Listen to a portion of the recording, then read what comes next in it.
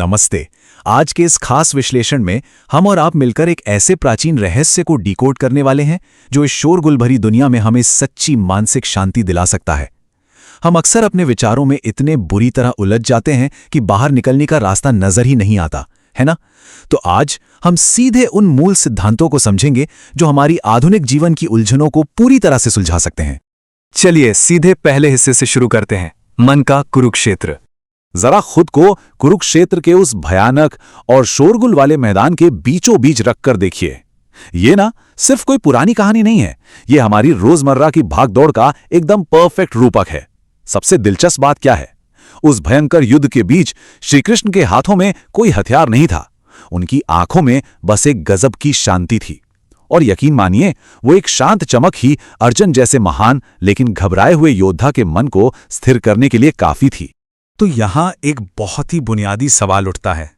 ये जो हमारा मन है ना, जो हवा से भी तेज भागता है और पानी से भी ज्यादा चंचल है, क्या ये हमारा सबसे बड़ा सहारा है या हमारा सबसे खतरनाक दुश्मन? आप क्या कहेंगे? असल में इसका जवाब मन की इस दोहरी प्रकृति में छुपा है। अगर ये कंट्रोल में है तो यकीन मानिए, इससे अच्छा दोस्त कोई हो ही नहीं सकता। ये आपको समंदर पार करने की हिम्मत दे सकता है।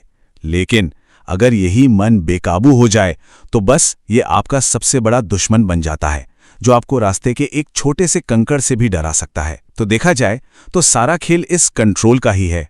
अब आगे बढ़ते हैं अपने दूसरे हिस्से की तरफ, उस छिपी हुई योजना पर विश्वास करना जिसे हम अक्सर समझ नहीं पाते। इसे समझने के लिए एक बहुत ही गहरी कहानी पर गौर करते हैं। एक छोटे से पक्षी ने बड़ी ही मेहनत से तिनके तिनके जोड़कर अपना एक सुंदर सा घोंसला बनाया। लेकिन फिर क्या हुआ? अचानक एक बहुत भयंकर तूफान आया और वो पूरा घोंसला हवा में उड़ गया। अब वो बेचारा पक्षी रोने लगा, भगवान से शिकायत करने लगा कि इतनी मेहनत के बाद उसके साथ ही इतना बड़ा अन्याय क्यों हुआ। अब ये कहानी सुनकर हमें खुद से एक सवाल पूछना चाहिए कि हमारी अपनी जिंदगी में भी ऐसे विनाशकारी तूफान अक्सर तभी क्यों आते हैं जब सब कुछ एकदम सेट और सुरक्षित लगने लगता है? क्या ये सच में हमारी कोई बदकिस्मती होती है या फिर पर्दे के पीछे कोई और ही खेल चल रहा है? तो देखिए, कहानी का असली और छिपा हुआ सच कुछ और ही था। असल में उस घोंसले के ठीक नीचे एक जहरीला सांप घात लगाए बैठा था। वो तूफान ना उस पक्षी को बर्बाद करने नहीं आया था, बल्कि उसे उड़ाकर उस सांप से बचाने आया था। मतलब वो कोई विनाश नहीं था, वो तो सच में एक ईश्वरीय बचाव अभियान था। और जैसा कि इस बात से साफ होता है, हमारा ये जो मन है ना, वो किसी भी स्थिति को तुरंत एक भयानक संकट मान लेता है, जबकि अक्सर वो बैकग्राउंड में चल रही एक बहुत बड़ी हमारी ही सुरक्षा की योजना होती है।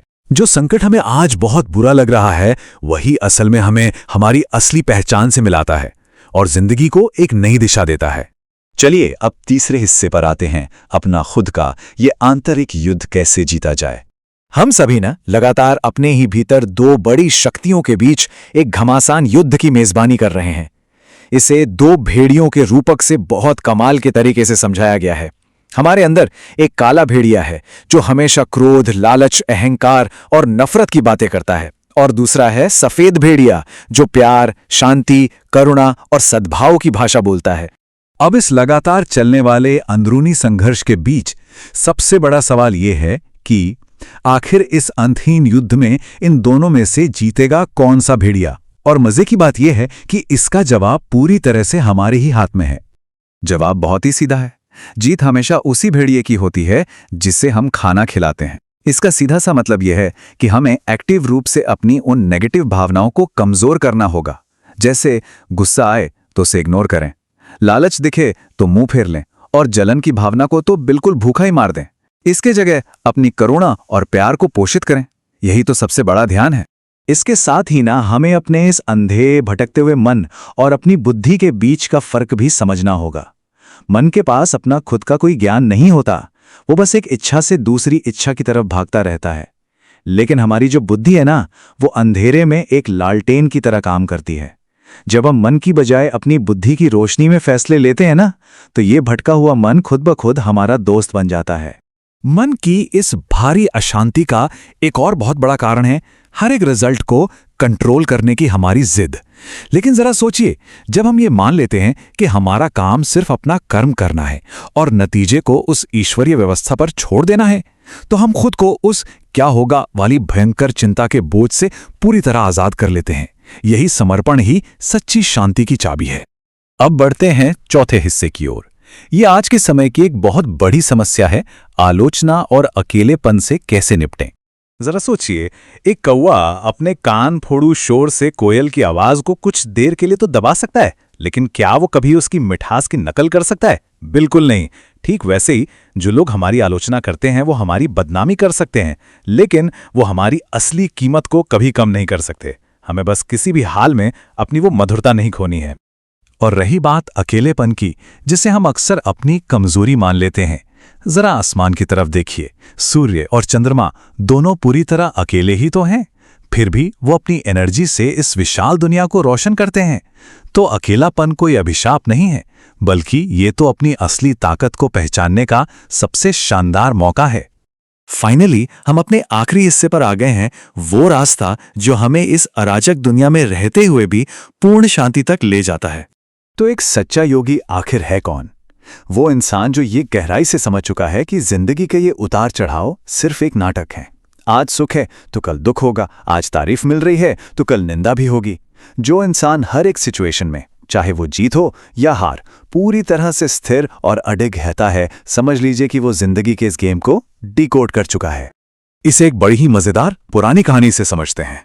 एक बार एक शिष्य को अपने मन को शांत करने का रहस्य जानना था। उसके गुरु ने उसे पानी से एकदम लबालब भरा हुआ एक गिलास दिया और कहा कि इसे लेकर कमरे में 10 मिनट तक चलो, लेकिन शर्त यह है कि पानी की एक बूंद भी नीचे नहीं गिरनी चाहिए। जब वो शिष्य इसमें कामयाब हो गया तो गुरु ने पूछा कि बेटा, उस दौरान तुम क्या सोच रहे थे? शिष्य ने कहा कि मेरा तो पूरा ध्यान सिर्फ पानी को छलकने से बचाने पर था। निष्कर्ष एकदम साफ है दोस्तों, जब हम अपने वर्तमान के काम में पूरी तरह से डूब जाते हैं ना, तो मन का वो जो फालतू का शोर होता है वो अपने आप ही शांत हो जाता है। हमें हमेशा ये बात याद रखनी चाहिए कि हम इस दुनिया में सिर्फ कुछ समय के लिए आए मेहमान और मुसाफिर हैं। इस पूरी दुनिया को चलाने का कंट्रोल उस सबसे बड़े मेजबान के पास है। अब आप ही बताइए, क्या एक मेहमान को कभी भी मेजबान की जिम्मेदारियों का स्ट्रेस लेना चाहिए? बिल्कुल नहीं। हमें बस रिलैक्स रहना है। जैसे नदी का बहना कभी नहीं रुकता, वैसे ही मन में भी विचार आते ही रहेंगे। तो क्या हम मन की इस अंतहीन भागदौड़ का हिस्सा बनना छोड़कर सिर्फ एक शांत गवाह, एक ऑब्जर्वर बनने के लिए तैयार हैं? याद रखिएगा, सच्ची शांति ठीक उसी पल शुरू होती है जब हम अपने विचारों से लड़ना छोड़ देते हैं और उन्हें बस चुपचाप देखना सीख जाते हैं। आज के इस विश्लेषण में हमारे साथ जुड़ने के लिए आपका बहुत बहुत धन्यवाद।